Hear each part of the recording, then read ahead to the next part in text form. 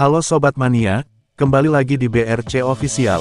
Ada kabar menarik nih mengenai duel seru, akan tersaji di Stadion Gelora BJ Habibie, Parepare, Minggu tanggal 21 September tahun 2025 malam. Kala PSM Makassar, menjamu Persija Jakarta, pada pekan ke-6, BRI Super League 2025/2026. Laga ini, menjanjikan keseruan, sehingga layak dinanti. PSM Makassar, masih berburu kemenangan perdana musim ini. Pasukan Bernardo Tavares, menelan sekali kekalahan, dan 3 kali imbang sejauh ini, sehingga berada di dasar klasemen dengan nilai 3.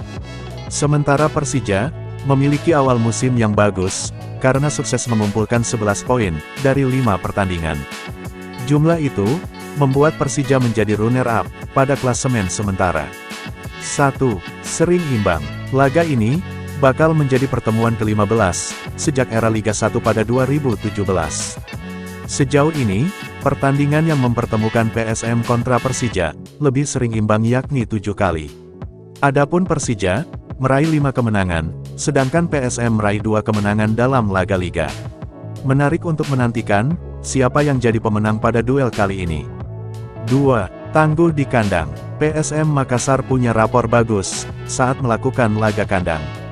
Dalam 10 laga kandang terakhir di Liga, PSM cuma kalah 2 kali, yakni dengan skor 0-1, dari Persebaya Surabaya tanggal 7 Maret tahun 2025, dan 0-1 dari Bali United FC, tanggal 24 April tahun 2025. Artinya, PSM terakhir kalah di kandang terjadi 149 hari lalu. Adapun sisanya, PSM sukses meraih 5 kemenangan, dan 3 kali imbang. 3. Belum kalah. Sementara itu, Persija Jakarta menyambangi Sulawesi Selatan, dengan kepercayaan diri tinggi. Klub berjulukan Macan Kemayoran itu, belum terkalahkan dalam 5 laga, yang sudah dimainkan musim ini. Persija meraih 3 kemenangan dan 2 kali imbang. Persija sukses mencetak 12 gol, dan cuma kebobolan 3 kali.